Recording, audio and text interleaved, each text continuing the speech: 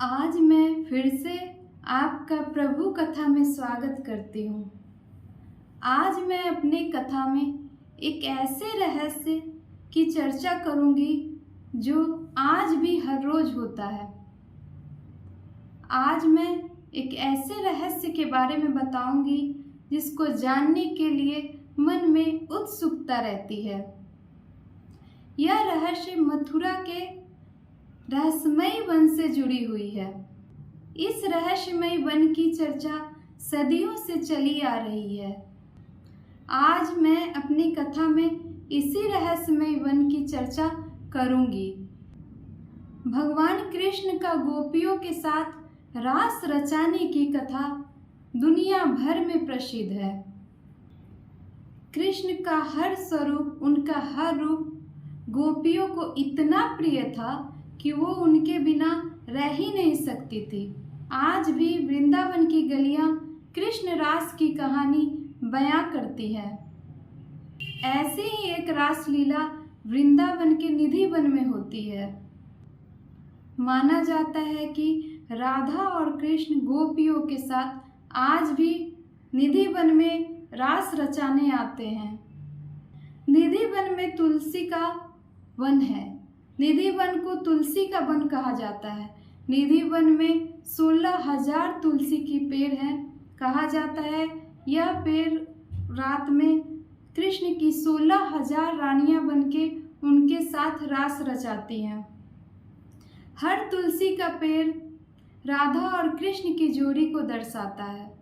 दिलचस्प बात यह है कि यह तुलसी के पेड़ों के नीचे की जो जमीन है बिल्कुल सूखी हुई होती है, लेकिन तुलसी का यह पेड़ पूरे साल हरे भरे रहते हैं।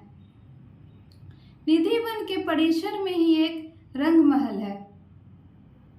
इसी रंग महल में कृष्ण ने राधा को अपनी हाथों से सजाया था। कहा जाता है राधा और कृष्ण रासलीला करने के बाद इसी रंग महल में विश्राम करते हैं। मंदिर के पुजारी शाम होते ही रंग महल में बिस्तर सजाते हैं। वहाँ पे पान, मिठाई, दातून, श्रृंगार का सामान, ये सारी चीज़ें रखी जाती है। उसके बाद निधि वन के परिसर को और रंग महल के मुख्य द्वार और निधि वन के मुख्य द्वार को बाहर से बंद कर दिया जाता है।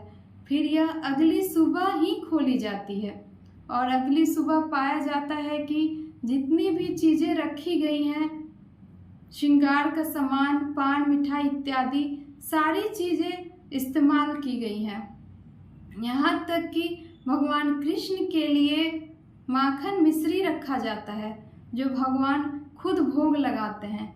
यही माखन और मिश्री सुबह भक्तों में प्रसाद के रूप में वितरण किया जाता है। निधि वन के परिसर में ही एक कुंड है जिसे ललिता कुंड के नाम से जाना जाता है। कहा जाता है एक बार राधा रानी और कृष्ण गोपियों के साथ रास रचा रहे थे। इतने में राधा रानी के प्रिय सखी ललिता को प्यास लगी और भगवान कृष्ण ने उसी क्षण एक कुंड बना दिया जिसे ललिता कुंड कहा जाता है। अगर गोपियों को कोई ज़रूरत हो और हमारे कृष्ण कन्हैया पूरा ना करे, ऐसा तो हो ही नहीं सकता है। निधि वन के परिसर में रात में किसी को भी रुकने की अनुमति नहीं है।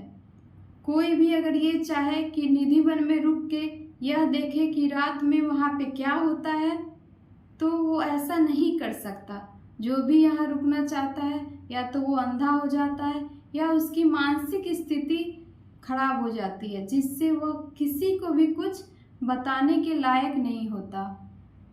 निधि वन के आसपास बहुत सारी ऐसी मकाने हैं जिनके खिड़कियों से निधि वन का नज़ारा देखा जा सकता है, लेकिन किसी में भी इतनी हिम्मत नहीं होती है कि वो निधि वन का नज़ारा देख सके, वहाँ क्या हो रहा है यह देख सके। संध्या आरती के बाद ही निधि वन के बाहर के लोग अपने घर की खिड़कियों को बंद कर लेते हैं। यहाँ तक कि बंदर भी निधि वन से बाहर चले जाते हैं और उसके बाद रंग महल और निधि वन के मुख्य द्वार को पुजारी अपने हाथों से बंद कर देते हैं।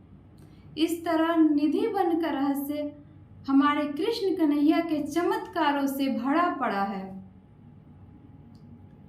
आज मैं आप सबको एक ऐसा मंत्र बताऊंगी जिसके उच्चारण मात्र से जीवन सफल हो जाएगा। तो आप भी मेरे साथ यह मंत्र बोलते रहिएगा। हरे कृष्णा कृष्ण कृष्ण हरे हरे, हरे राम राम राम हरे हरे, हरे कृष्ण कृष्ण कृष्ण हरे हरे, हरे राम राम राम हरे हरे। जब भी आपको समय मिले इस मंत्र का उच्चारण जरूर कीजिएगा। राधे राधे।